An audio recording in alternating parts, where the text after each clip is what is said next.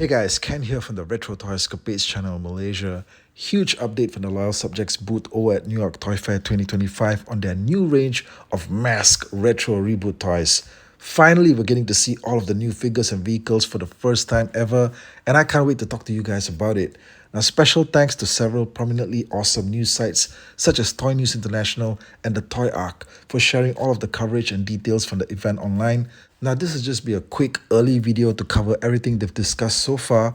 I'm sure there's more details to come that I'll go over in a future video, but for now, stick around, subscribe to the channel if you haven't already, and let's get into it.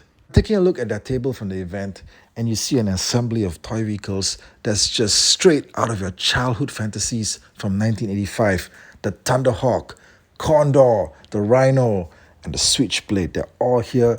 On first glance, it looks like these are the exact same vehicles that you remember from when you were a kid. But on closer inspection, you do notice that there are some pretty notable differences. Now, first of all, just to get it out of the way, apparently, and look guys, I'm as shocked as you are to hear this, but the Rhino is not going to be called the Rhino at all. Apparently, it's going to be called the Mobile Defense Unit, okay, the MDU. Now, don't ask me why this has happened, okay? Maybe it's a copyright issue. Maybe it's because Hasbro already has a Rhino character running around in their Marvel Legends series. Okay, could that be the reason? Some of you may also remember that Hasbro does also have a Rhino vehicle as part of their G.I. Joe team, all right? And some years back, in fact, all the way back in 2008, Matt Tracker of M.A.S.K did make an appearance as a G.I. Joe agent. You guys remember that? So look, I'm not really sure if all this is adding up to some kind of copyright complication, but for now, it seems like the Rhino is just going to be called the MDU, the Mobile Defense Unit. And you know what? There are some changes here to the vehicle. Most notably, you'll notice that there isn't any shiny chrome paint applied to the vehicle anymore. Okay, all of that chrome is gone. Instead, they're using something of a silvery paint finishing. It's almost metallic, I think. Not quite though. But, you know, we've seen this sort of color before on Transformers, I believe. Okay, a couple of the recent Hasbro Transformers, they've gone with something of this color scheme. So anyway, that may be a bit of a disappointment to many of you guys out there, or maybe not. Okay, I also saw a lot of feedback. People are saying that they prefer it without the chrome. I don't know, man. Okay, for me personally, I just wanted the chrome to be there. But in a lot of ways, that just means that your 1985 original Rhino is still untouchable. Now the Mobile Defense Unit, also comes with its classic features like the firing rocket and the battering ram, but they've also added some new stuff here like interchangeable effects here, smoke effects for the stacks, and also an interchangeable set of translucent blast effects, okay, because the smokestacks also turn into lasers, if you remember. The Mobile Defense Unit comes with two drivers, just like the original. You get team leader Matt Tracker and co-driver Bruce Sato. Now, you notice that these are completely new sculpts from head to toe. They've added a lot of detail with the facial sculpts. Now the figures come with pupils in their eyes. Okay, back in the day, there was nothing there, all right? It was just like rubber, okay, like a rubber face, okay, with barely any detailing, almost none whatsoever. But now you get to see the eyes in the characters themselves. However, you also notice that for some reason, the figures appear to be all of the same height. All right, back in the day, the classic figures were about 2 inches in height. But even in that scale, there were height differences that added personality to the characters. For instance, Bruce is supposed to be a lot shorter than Matt, but not so here. Here, it looks like he grew taller after 40 years. And also, the new sculpt makes him look like Sulu from Star Trek. Okay, what do you guys think? Now, the chrome may be gone, but the one thing I wished wasn't there is there, however, and that's the stickers. That's right, as you can see here on the new Thunderhawk unit, the same fragile-looking stickers are back. And after 4 decades, man, I just wanted them to print these things on like tempos, but that's not happening. On my original Thunderhawk, I have replacement stickers that were from a company called Sticker Fixer. I got these about 15 years ago. The quality is incredible and so much more durable than the Canon ones.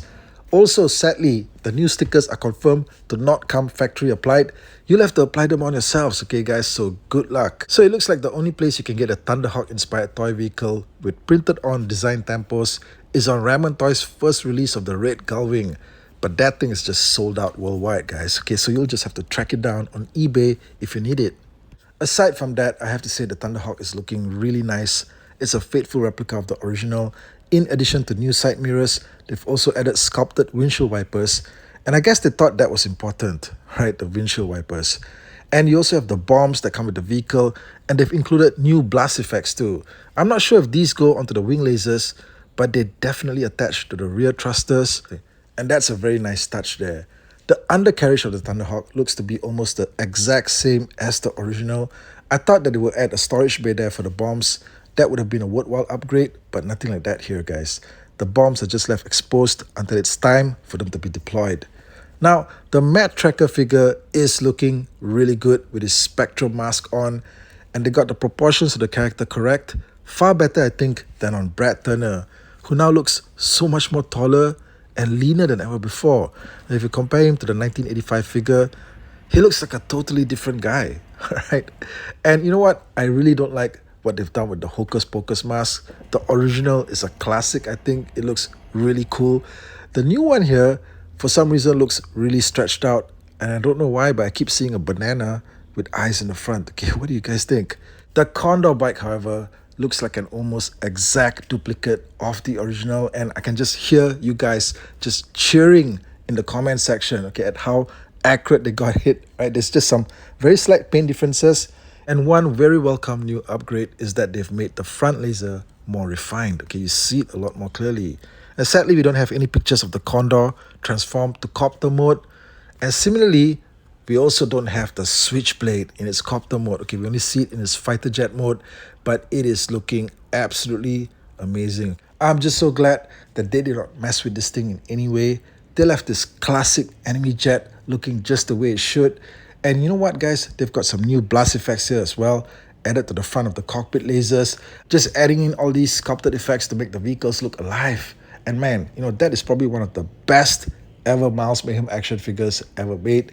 There hasn't been too many over the decades, okay, ever since Kenner went under. All right, so this one I have to say is really a much better looking figure than the original, which came out in the 80s. And his wiper mask also looks so much better. It's so much more accurate to the cartoon, I think. And they've also, in fact, added some upgrades here to the undercarriage of the jet.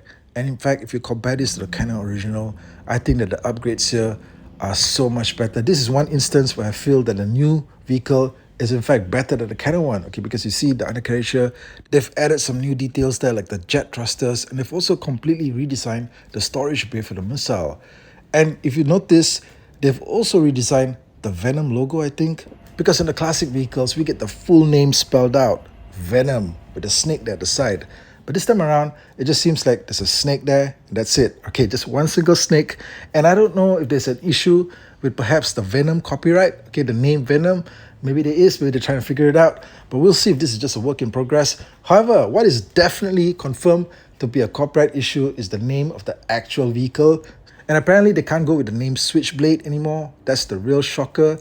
40 years ago it was fine, but today, well, the Switchblade is technically classified as a dangerous weapon. So I guess you can't have something like that associated with a toy vehicle, even though it's a fictional toy in a fictional toy universe, right? But here's the thing, okay?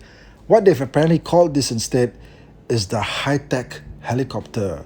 That's right, okay? I mean, I can get maybe the Rhino being renamed as a mobile defense unit, but calling the Switchblade a high-tech helicopter is just freaking ridiculous, man. That's like describing the actual thing itself. Okay, yes, of course, it's a high-tech helicopter. Why wouldn't it be? But, calling it that for the actual name, I think is just downright lame.